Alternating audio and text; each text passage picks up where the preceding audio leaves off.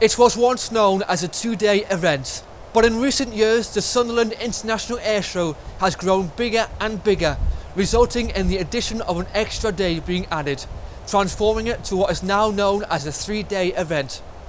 The Sunderland International Airshow is the biggest free airshow of its kind in Western Europe, and in a few weeks' time, Sunderland seafront will be packed full of hundreds of thousands of spectators who will be hoping to be wowed as this year's 27th event will get underway. Today we've come to Newcastle International Airport to find out what's in store as the media launch for this year's event gets underway. Last year's event got underway at Clifftop Park in front of thousands of spectators who were eager to see many new planes fly at the open event for the first time in the airshow history.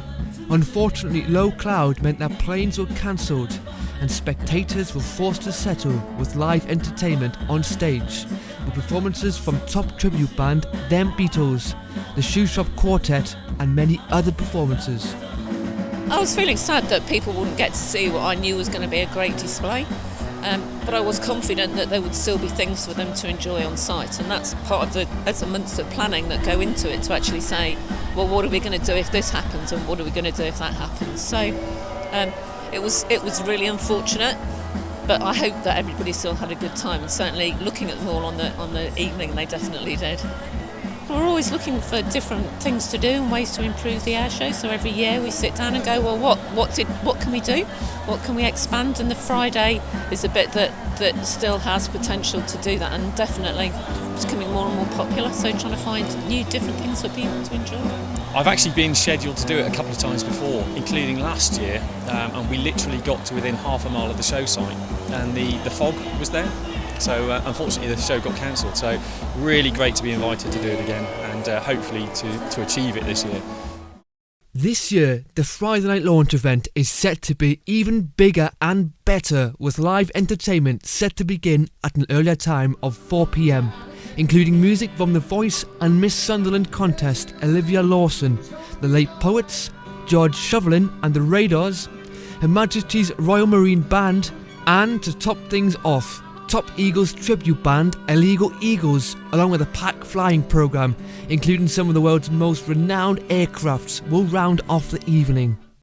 Continuing on from the Friday night launch event, the airshow is set to get underway from 10 a.m. on the Saturday and Sunday of the weekend, and will feature some of the world's most advanced military aircrafts, as well as some of the world's much loved display aircrafts.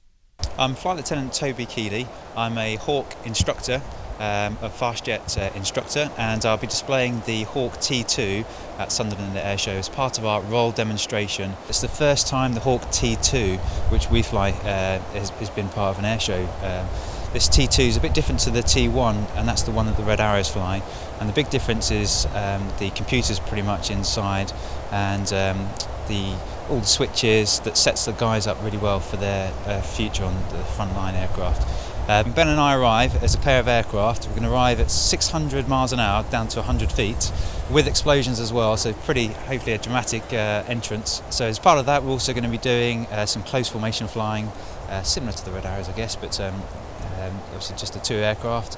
And then we're going to be doing all the way up to some air combat in front of the crowd as well, and right at the end coming in for a big airfield attack, which we call it, so some more explosions and sort of low fast flying. As well as activity in the skies, a range of things to see and do on the ground will provide further excitement for spectators who will flock to the airshow during the weekend. Well, it highlights what Sunderland has got, and it shows Sunderland off to its best. It's not the only event that Sunderland puts on across the whole of the year. We have the air show, we have the big bands down in the stadium, but the air show is really the highlight of Sunderland's calendar. 850,000 people, all enjoying themselves. Absolutely fantastic weekend. As the last bits of planning are underway to what is panning out to be another packed airshow weekend, the question which lies ahead for most is, what will the weather be like? With the bad weather conditions bringing a downer to last year's Friday night launch event at Clifftop Park, cancelling the entire flying programme, high hopes are for this year's event to get off to a flying start, as yet more and more planes are scheduled to display than ever before. Keep up to date with Cram TV to the build-up of this year's 27th Sunderland International Airshow at cramtv.co.uk. More Cram TV at Newcastle International Airport.